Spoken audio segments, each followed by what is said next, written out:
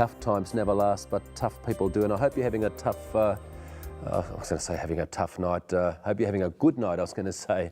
If you are going through some difficult issues, make the most of it. Have a bit of fun Thursday, Friday, Saturday, you know, plan some exciting things in your life, because remember, we come here by ourselves and then we're going to die by ourselves. So day by day, and things will get much better. You know, no situation lasts forever. I sometimes get caught in the same sort of thinking. You turn your problems into a mental monster, but all of a sudden the wind changes and all of a sudden happy days are here again. So you can really think yourself into a happy day. Just try to smile a bit more. Not just a fake smile, but a big, genuine, heartfelt smile. It's good to smile, Daniel, isn't it? It is. I have a problem with smiling because I'm missing most of my people teeth. wouldn't even see your teeth. They'd see a lovely, friendly smile. Oh, I hope so. Well, I was going to say, back to what you were talking about before, how we're not, Daniel's not glorifying it, because what he mentioned before is how if you feel good in yourself and you've been a good person, that you can actually look in the mirror for 10 seconds, is that you were saying, and feel confident in yourself. But, you know, during those periods, he said it was just so hard to look at himself. And, you know, it's like, you know, I try the best to be a great person, but I've made mistakes too. And I know in those periods that you can't sleep, you know. No. It's like, you know, I like to be able to sleep easy. But the heroin addiction, and, you know... It's not just, sorry to interrupt, it's not just an addiction, it's, I think we were talking about it before, it's the whole lifestyle. It's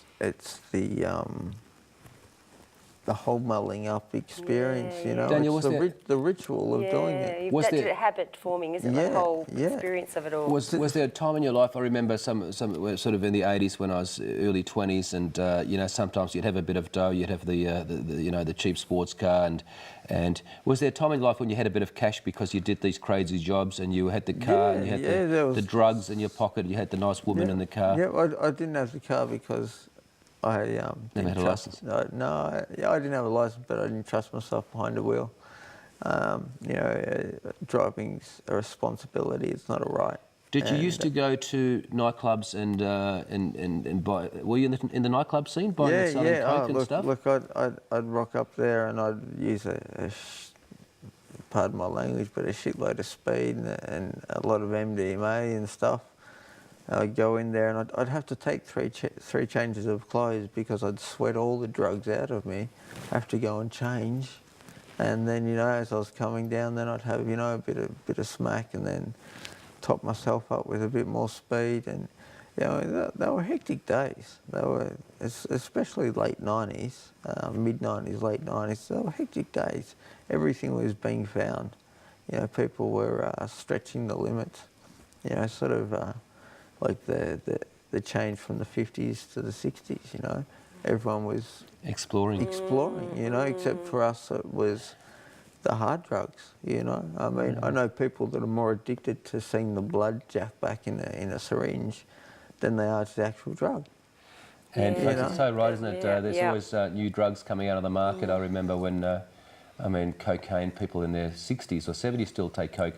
But of course then, you know, the E's came out, about 15 years ago, and they started getting better and a different branding, and then of course we had the deaths and people didn't think so much about them, and then of course GBH. Ice came up and all this. GBH stuff. I mean, personally I wouldn't touch GBH. No. Well, you shouldn't be touching anything at all. No, well, I don't, but you know, back then if it was around, I wouldn't. No, I think certain drugs that, you know, look. Your exploration days are well and truly behind you, though, Daniel. Yeah, is that fair income or is that?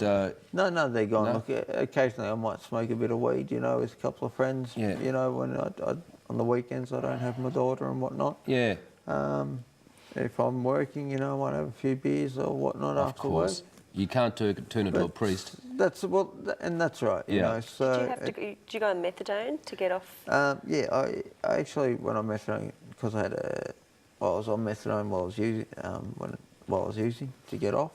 Then I went cold turkey off methadone, 90 mil. I jumped in a car and headed up north. That took me 3 months to actually really, you know, be clean of it. Yeah. How's the methadone withdrawal compared to the heroin? Oh, Similar? there's no comparison. Methadone's way worse. Yeah, I've heard that. It gets yeah. in your bones. It gets everywhere. You Yeah. can't sleep. It's Yeah. disgusting. Yeah, such a hard thing. And then just when I got in contact with my daughter, I'd been diagnosed with a tumour in my right kidney. Sorry to hear that. And they put me on a heap of morphine. And I started to abuse the morphine. I went back to the doctor and I said, look, I'm using 1,200 milligrams of morphine every 8 hours. So I can't do it. You know, I'm going to end up with a habit. And then what do we do after that? I said, why don't we pick the lesser of the two evils and try the methadone. And methadone, you know, with a couple of Panadol or Tylenol and whatnot. Was that the pain of the tumour that you just, it was just constant? Yeah. So, and that helped, especially after radiotherapy. You're not well. Oh, you're they not had to well. cut it out as well? as No, it was just radiotherapy, Therapy? so I'd have to go in once a week and That's sit fixed? there. Yep, all gone. Oh, Beautiful. So we just did the pain with all that therapy, yeah. Yep. Daniel, any, I suppose so many people with drug habits go into prison and they don't get off the drugs. So obviously there's ways to get drugs in prison. Of course there is. Yeah. Of course there is. I mean, we don't, yeah. I mean, I suppose there's courses to get people off drugs for the people who want to, That's but right. other people just find means to continue with the habit. That's it. Well look, you're locked down. You're in a place where you have no control. If you can exert some kind of control, you're going to do it. Do you know what I mean? If I can get a hold of something that I can't. It's like when you're a kid. No, you can't have this from the fridge. You're going to sneak into the fridge and you're going to take it. It's human nature. That's, you know, we're going to try and overcome any obstacle that we can. It's like prohibition, isn't it? Anything you take off the market, you can always find it somewhere, and then it's usually at a higher price or whatever. That's But you exactly can always right. get whatever Yep. you can. But the question is, are we supposed to have tight security at prisons? Well, it gets back to Well, security. You know, are prisons supposed to be...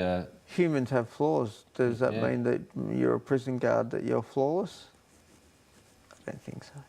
I actually believe, and I know Daniel's not going to agree with me, I think the whole prison system should be totally overhauled Completely. and I have agree. more like an army-based situation, which probably not everyone, but physical routine, extreme physical things. I agree. No, I agree. Look, you're walking into a prison. We get searched as prisoners. Why don't the screws get searched as well? Because they are human. They have flaws, and money talks. You know. Always Everywhere, has, huh? doesn't it? It Always talks. has. It doesn't matter who you are. Everywhere, isn't it? And Everywhere. that's so Yeah, amazing, folks, isn't it? definitely. I remember when I was sort of partying in the nightclubs around Melbourne, you know, the Chevron, the Palace and all that sort of places, you'd get a bloke pull up in his nice Porsche outside and he'd have a couple of blondes on his arm and didn't matter what he did, if he had plenty of dough, people would come, people would surround, you know, people are attracted What type of car did you have? to the dough, you know. I had two Sheilas on either side and had the coat. I wasn't He's always me. got blonde Sheilas in all his It stories. wasn't me, I but don't they were all know. stories. And actually, I wrote a book about it one time, A Life in Crime. I'll have to give you a copy of that. That'd be fantastic. That'd be You know, great. about those stories. But How do you find, on the show, I see, like, you know, with your police days, what, I'll tell you about that were you? after the next break. Okay. But we'll be back very shortly with Daniel Shortland sharing his story. Don't go away.